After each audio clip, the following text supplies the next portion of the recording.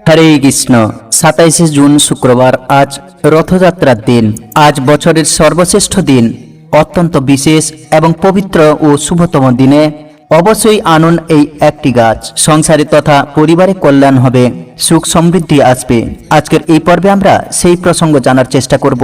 এই রথযাত্রার দিনে কি কি করা উচিত, কি কি করা উচিত নয়। আজ জগন্নাথ দেবের রথযাত্রার দিনে অবশ্যই সবাইকে খেতে হয় এই একটি খাবার।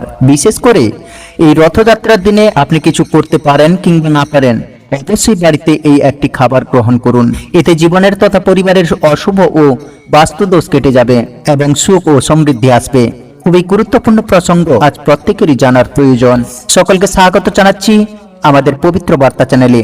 আমরা সবসময় চেষ্টা করি এইরকম সনাতন ধর্মের ধর্মীয় সকল গুরুত্বপূর্ণ তথ্যগুলো এবং 12 মাসে 13 পার্বণের বিশেষ গুরুত্বপূর্ণ তথ্য ও নানা দেবদেবীর ব্রতকথার গুরুত্বপূর্ণ তথ্যগুলোকে আপনাদের সাথে উপস্থাপনা করতে, শেয়ার করতে। তাই আসুন আগামী কিছুক্ষণ সময় ধৈর্য ধরে ভক্তির সহিত আজকের এই গুরুত্বপূর্ণ তথ্যগুলো জেনে নিই। আশা করছি সমৃদ্ধ লাভ করবেন। ভালো লাগলে অবশ্যই একটি লাইক করে কমেন্টে জয় জগন্নাথ দেবের জয় অবশ্যই লিখে যাওয়ার অনুরোধ জানাচ্ছি। তো দেখুন, রথপুরী ভগবান এই দিনে তিনি রাস্তায় বেরিয়ে পড়ে ভক্তদেরকে দর্শন করার জন্য। ভগবান শ্রীকৃষ্ণ যতটা না করুণাময়, তার থেকে অধিক করুণাময় এই কলিযুগে হচ্ছে এই শ্রী জগন্নাথ দেব ভগবান। তাই শাস্ত্রে বলা আছে, কোনো ব্যক্তি যদি যখন ভগবান রথে আরোহণ করে গুন্ডিচা মন্দির মাসির বাড়িতে গমন করে, আর এই সময় যদি এই রথপরি জগন্নাথকে দর্শন করতে পারে, তবে সেক্ষেত্রে বলা হয়েছে যে রথেচ্চ বামানং দিষ্টা পুণ্যর জন্ম ন বিদ্যতে। যদি কেউ রথপরি ভগবান জগন্নাথ দেবকে দর্শন করে, তার আর পুনর্জন্ম হয় না, জীবনের জন্ম মৃত্যুকে অতিক্রম করতে পারে। শুধু তাই নয়, আপনি এই বিশেষ দিনে এই কার্যগুলো, তা হচ্ছে প্রত্যেকে রথযাত্রায় অংশগ্রহণ করবেন এবং সেই রথের দড়ি স্পর্শ করতে পারলেও এতে বলা আছে সে ব্যক্তি এই জন্ম জন্মান্তরের পাপরাশি থেকেও সংসারের দুঃখ দারিদ্রতা থেকে মুক্তি লাভ করতে পারে। এতটাই গুরুত্বপূর্ণ বলা হয়েছে। শুধু তাই নয়, এই দিনে সমৃদ্ধির জন্য রথযাত্রা যা করবেন বাড়িতে। বাঙালির 12 মাসে 13 পার্বণ, হিন্দু ধর্মের একটি অন্যতম উৎসব রথযাত্রা। রথযাত্রা এক বিশেষ পুণ্যতিথি। এই তিথির মাধ্যমে জগন্নাথ, বলরাম ও সুভদ্রা নগর ভ্রমণ প্রচলিত আছে। রথ জয়ের প্রতীক। রথ দেখলে আত্মাধিক জ্ঞান বৃদ্ধি পায়, চিত্ত শুদ্ধি ঘটে। এমনকি রথ টানার সময় একজন যদি তা দাঁড়িয়ে দেখেন, তাতে তার অন্তরে থাকা সমস্ত পাপের মোচন ঘটে। ব্রহ্মাণ্ড পুরাণ অনুযায়ী রথযাত্রা সত্যযুগ থেকে চালু হয়েছে। কথিত রয়েছে সেই সময় সেখানের রাজা ইন্দ্রদম্ন স্বপ্ন দেখেছিলেন বিষ্ণু মন্দির তৈরি করার, মন্দির স্থাপন করে জগন্নাথ, বলরাম ও সুভদ্রার মূর্তি তৈরি করার। সেই জন্য দেবশিল্পী বিশ্বকর্মা মূর্তি তৈরি করার জন্য মন্দিরে প্রবেশ করলেন। বিশ্বকর্মার শর্ত ছিল মন্দির ভেতর থেকে বন্ধ করা থাকবে এবং তিনি মন্দির খুলবেন। অনেক দিন অতিবাহিত হয়ে যাওয়ায় মূর্তি তৈরির বর্তমান অবস্থা জানার জন্য আগ্রহী হয়ে ওঠেন। সে লক্ষ্যে তিনি দেবশিল্পীর নিষেধাজ্ঞা অমান্য করে মন্দিরে প্রবেশ করেন। ফলে শর্ত ভঙ্গ হয়ে বিশ্বকর্মা অসন্তুষ্ট হয়ে যান। সে কারণে জগন্নাথ, বলরাম ও সুভদ্রার সম্পূর্ণ মূর্তি নির্মাণ না করেই চলে যেতে হয় বিশ্বকর্মাকে। এদিকে কথিত রয়েছে যে শুক্লপক্ষের দ্বিতীয় তিথিতে রথে চড়ে দাদা বলরাম ও বোন সুভদ্রাকে সাথে নিয়ে মাসির বাড়ি গুন্ডিচার মন্দিরে বেড়াতে যান জগন্নাথ দেব। সেই উপলক্ষে এই তিথি মেনেই মন্দিরে জগন্নাথ দেবের রথযাত্রার আয়োজন হয়। এই যাত্রাকে রথযাত্রা বলা হয়। এরপর 7 দিন পর মাসি গুন্ডিচার মন্দির থেকে জগন্নাথ দেবের ফেরার যাত্রাকে উল্টো রথযাত্রা বলা হয়। রথযাত্রা অত্যন্ত একটা পবিত্র দিন বলেই শাস্ত্রে উল্লেখিত রয়েছে। রথ মানেই সকাল সকাল বাজারে গিয়ে ছোট বড় মাঝারি রথ কিনে নিয়ে আসা, ফুলমালা বাহারি গাছ দিয়ে রথকে সাজানো, রথের ভেতর জগন্নাথ, বলরাম ও সুভদ্রার মূর্তি স্থাপন করা, প্রসাদের থালায় মিষ্টি আর বিকেল হতেই রশ্মি ধরে মারো টান, রথ চলছে পথ ছেড়ে দাও বলে চিৎকার। রথের দিনে 8 থেকে 80 মজে ওঠেন এই উৎসবেই। শাস্ত্র অনুযায়ী সংসারের সমৃদ্ধি শ্রীবৃদ্ধির জন্য রথ উৎসব কিন্তু অত্যন্ত গুরুত্বপূর্ণ। তাই এদিন যা করতে পারে মনস্কামনা পূর্ণের জন্য 11 রকমের ফল, 11 রকমের মিষ্টি এবং 11টি 1 টাকার কয়েল একটি হলুদ কাপড়ে করে জগন্নাথ দেবের আসনে রেখে দিন। বাড়িতে নারায়ণ থাকলে তার সামনেও এই ব্রত পালন করতে পারেন। এবং দ্বিতীয়ত একটি পেতলের বাটিতে একটু আতপ চাল, দুটো কাঁচা হলুদ এবং 1 টাকার একটি কয়েন। তুলসী জগন্নাথ দেবের সবচেয়ে প্রিয়, তাই 108টি তুলসী পাতা দিয়ে মালা তৈরি করুন। 108টি পাতা না থাকলে 54টি পাতা দিয়ে মালা তৈরি করতে পারেন, তবে তুলসী পাতা ফুটো করা যাবে না।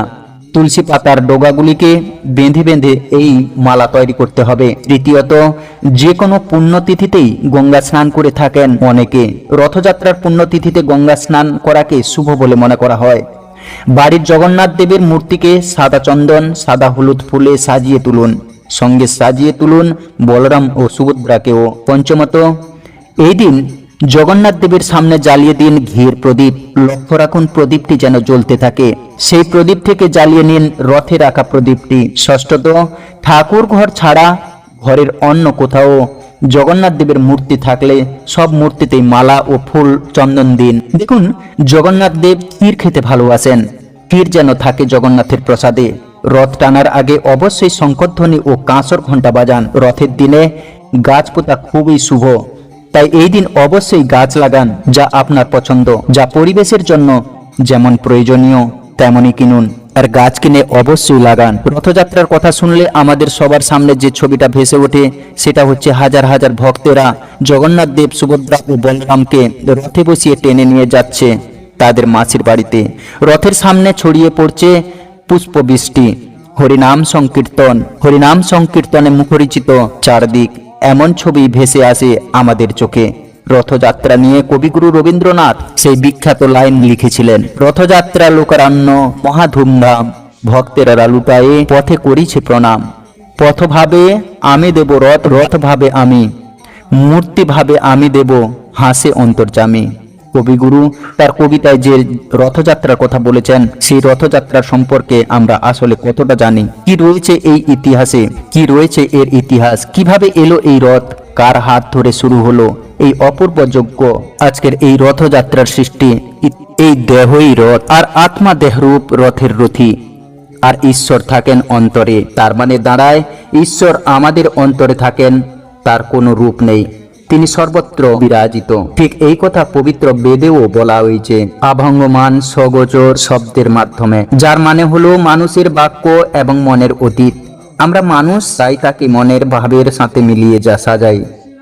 রথ বলতে স্বাভাবিকভাবে আমরা বুঝি প্রাচীনকালে যুদ্ধে ব্যবহৃত চাকাযুক্ত ঘোড়ায় টানা যান। এখন প্রশ্ন হচ্ছে, এই জগন্নাথ দেবের রথযাত্রা কিভাবে এলো আমাদের মাঝে? তা জানতে হলে আমাদেরকে ফিরে যেতে হবে মালব দেশ, যা বর্তমানে উড়িষ্যার নামে পরিচিত। সে রাজ্যের রাজা ইন্দ্রদুম্নের কাছে, কেননা রথযাত্রার সূচনা হয়েছিল এই রাজার হাত ধরেই। পদ্মপুরাণে এর বর্ণনা পাওয়া যায়। এই রাজার হাত ধরে রথযাত্রার ইতিহাস। মালব দেশের রাজা ইন্দ্রদুম্ন ছিলেন শ্রীহরি তথা বিষ্ণু ভক্ত। তিনি গড়ে তুলেছিলেন জগন্নাথ ধাম তথা শ্রীক্ষেত্র নামের পবিত্র মন্দির, কিন্তু মন্দিরে ছিল না কোনো বিগ্রহ। একদিন এক সন্ন্যাসীর আগমন ঘটে রাজপ্রসাদে।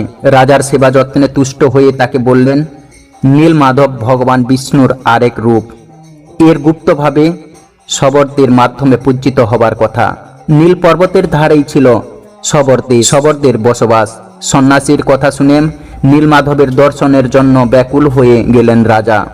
তখন সে ডেকে পাঠালেন তার পুরোহিতের ভাই বিদ্যাপতিকে এবং শবরদের দেশে গিয়ে খুঁজে আনতে বললেন নীলমাধবের মূর্তিকে। রাজার আদেশ অনুযায়ী বিদ্যাপতি গেলেন শবররাজ বিশ্ববসুর নিকট। সেখানে একবার জঙ্গলের মাঝে বিদ্যাপতি পথ ভুলে যায়। তখন তাকে উদ্ধার করেন বিশ্ববসুর কন্যা ললিতা। যা হবার তাই হলো, বিদ্যাপতি ললিতার প্রেমে পড়ে গেল। এরপর রাজা দুজনের বিয়ে দিয়ে দিলেন। কিন্তু বিদ্যাপতির মাথার মধ্যে নীলমাধবের দর্শনের চিন্তা সে প্রথম থেকেই ঘুরপাক খাচ্ছিল। সে অনেক বলে কয়ে ললিতাকে রাজি করালো নীলমাধবের দর্শন করানোর জন্য। কিন্তু ললিতার শর্ত ছিল যে তিনি বিদ্যাপতিকে চোখ বেঁধে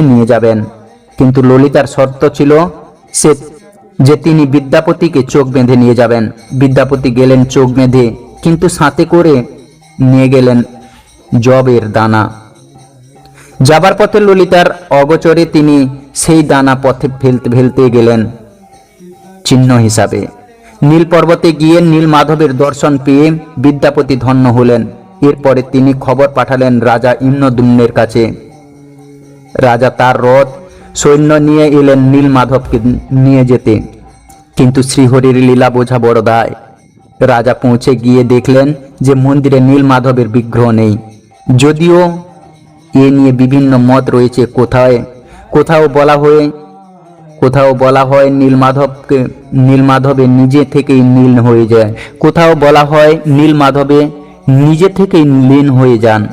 আবার কেউ বলে থাকেন যে শবরেরা নীলমাধবের বিগ্রহ লুকিয়ে রেখে দেয়। এত দূরে এসেও নীলমাধবের দেখা না পেয়ে ইন্দ্রদ্যুম্ন হতাশ হয়ে পড়েন এবং সিদ্ধান্ত নেন এ জীবন সে রাখবে না। ঠিক এই সময় আকাশ থেকে দৈববাণী শোনা যায়। সমুদ্রের জলে ভেসে আসবে দারু ব্রহ্ম কাষ্ঠ, সেই কাষ্ঠখণ্ড থেকেই তৈরি হবে বিগ্রহ, অর্থাৎ নীলমাধবের বিগ্রহ। এরপর রাজা চলে আসলেন তার নিজ রাজ্যে। হঠাৎ এক রাত্রে রাজা স্বপ্ন দেখলেন ভগবান শ্রীহরি তাকে বলছেন, আমি সমুদ্রে ভাসতে ভাসতে তোমার নিকট আসছি। পুরীর বাঙ্কিমমোহন নামক স্থানে তুমি আমাকে দারু ব্রহ্ম রূপে পাবে। রাজা সকালবেলা ঘুম থেকে উঠে সেই স্থানে গিয়ে দেখতে পেলেন এক খণ্ড কাঠের টুকরা। হাতি সৈন্য এনেও সেই কাঠ নড়ানো গেল না। তখন শ্রীহরির স্বপ্নাদেশে খবর পাঠানো হলো সবররাজ বিশ্ববসুকে। তিনি আসার পর বিদ্যাপতি, রাজা ও বিশ্ববসু এই তিনজনে মিলে সেই কাঠের টুকরা নিয়ে এলেন রাজার প্রাসাদে। কিন্তু আশ্চর্যের বিষয় হলো সেই কাঠ খোদাই করার মতো ক্ষমতা কারোরই ছিল না ওই যে রাজ্যে। কিন্তু আশ্চর্যের বিষয় হলো সে কাঠ খোদাই করার মতো ক্ষমতা কারোই ছিল না ওই রাজ্যে। হাতুড়ি বা খোদাই করতে গেলেও তা সম্ভব হলো না, ভেঙে যাচ্ছে বারবার। রাজা আবার চিন্তায় পড়ে গেলেন। ঠিক তখনই তার কাছে এলেন অনন্ত মহারানা নামের এক ছুতর। অনেকের মতে শ্রীহরি নিজেই এসেছিলেন ছুতর হয়ে। আবার মতান্তরে অনেকে বলে থাকেন বিশ্বকর্মা এসেছিলেন ভগবানের আদেশে। সে বলল সে এই কাঠ খোদাই করে গড়ে দেবেন নীলমাধবের বিগ্রহ। কিন্তু তার একটি শর্ত হলো 21 দিনের মধ্যে কেউ এই মন্দিরে প্রবেশ করবে না, যতক্ষণ পর্যন্ত তার খোদাইয়ের কাজ শেষ হয়। রাজা রাজি হয়ে গেলেন। দরজায় পাহারা বসলো, কিন্তু বিপত্তি বাধালো ইন্দ্রদ্যুম্নের রানী গুন্ডিচা। তার আর অপেক্ষা মানছিল না। কাজ শেষ হবার আগেই 14 দিনের মাথায় তিনি মন্দিরে প্রবেশ করলেন। মন্দিরে ঢুকে তিনি দেখতে পেলেন এক অদ্ভুত দৃশ্য। সেখানে নেই কোনো ছুতর। অসম্পূর্ণ অবস্থায় জগন্নাথ, বলভদ্র ও সুভদ্রা দেবীর মূর্তি রেখে মূর্তি দেখে রানী বিস্ময় হলেন। একই মূর্তি! নীল নবঘন শ্যামল শ্রীবিষ্ণুর এমন গোলাকৃতি নয়ন, হস্তপদ্মহীন কালো মেঘের মতো গাত্রবর্ণ দেখে রানীর মাথা ঘুরতে লাগলো। রাজা শুনে ছুটে এলেন, রানীর উপরে ক্ষিপ্ত হলেন এবং এও বললেন শর্তভঙ্গের কারণে কাজ অসম্পূর্ণ রেখেই ছুতর চলে গেছেন। বিমর্ষ হয়ে পড়লেন রাজা। কিন্তু ভক্তের কষ্ট ভগবান সইবেন কেন? সে রাত্রে রাজাকে আবার স্বপ্নে দেখা দিলেন। তাকে বললেন তিনি এই রূপেই পূজিত হবেন। তার নিজস্ব কোনো আকার বা আকৃতি নেই। ভক্তেরা যে রূপ কল্পনা করে তার আরাধনা করেন তিনি তার কাছে ঠিক তেমনি। ভক্তেরা যে রূপ কল্পনা করে তার আরাধনা করেন তিনি তার কাছে ঠিক তেমনি। তিনি রাজা ইন্দ্রদ্যুম্নকে বললেন এই অসম্পূর্ণ অবস্থায় তিনি পূজ্য গ্রহণ করবেন এবং তাকে পুরুষোত্তম ধামে স্থাপন করা হয় যেন এবং সেখানেই তিনি পূজ্য গ্রহণ করবেন। আর এভাবেই প্রতিষ্ঠা হয় জগন্নাথ দেবের মূর্তি। জগন্নাথ দেবের এই রূপ নিয়ে কৃষ্ণ যজুর্বেদীয় শ্বেতার্থর উপনিষদের 3য় অধ্যায় বলা হয়েছে, তার অলৌকিক হস্ত নাই, অথচ তিনি সকল দ্রব্য গ্রহণ করেন। তার পদ নাই, অথচ সর্বত্রই চলেন। তার চোখ নাই, অথচ সবই দেখেন। কান নাই, কিন্তু সবই শোনেন। তাকে জানা কঠিন। তিনি জগতের আদি পুরুষ। এই বামন দেবী বিশ্বাত্মা। তার রূপ নেই, আকার নেই। উপনিষদের এই ব্রহ্মার বর্ণনার প্রতীক রূপই হল পুরীর জগন্নাথ দেব। তার পুরো বিগ্রহ তৈরি করা সম্ভব হয়নি, কারণ তার রূপ তৈরিতে মানুষ অক্ষম। শুধু প্রতীককে দেখানো হয়েছে মাত্র। জগন্নাথ মন্দিরে প্রাণ প্রতিষ্ঠা করেছিলেন প্রজাপতি ব্রহ্মা। রথযাত্রার ইতিহাস সম্পর্কে এতটাই গুরুত্বপূর্ণ। এটাই হলো গল্প। জগন্নাথের প্রধান উৎসব হলো রথযাত্রা। পুরাণ অনুসারে বলা হয়, আষাঢ় মাসের শুক্লা দ্বিতীয়া তিথিতে জগন্নাথ, সুভদ্রা, বলরাম রথে চড়ে রাজা ইন্দ্রদ্যুম্নের পত্নী গুন্ডিচার বাড়ি, যেখানে বলা হয় জগন্নাথের মাসির বাড়ি, এবং 7 দিন পরে সেখান থেকে আবার নিজের মন্দিরে ফিরে আসেন রথে চড়ে। এই গমন ও প্রত্যাগমনকে সোজা ও উল্টো রথ বলা হয়। রথযাত্রা আবার পতিত পাবন যাত্রা, নবযাত্রা, গুন্ডিচা যাত্রা, মহাবেদী যাত্রা, নন্দীঘোষ যাত্রা নামেও পরিচিত। হরে কৃষ্ণ। আজকের ভিডিওটি এই পর্যন্ত। আপনারা অবশ্যই এই কার্যগুলি সম্পূর্ণ করুন। হরে কৃষ্ণ। জয় নিতাই। রাধে রাধে। জয় জগন্নাথ।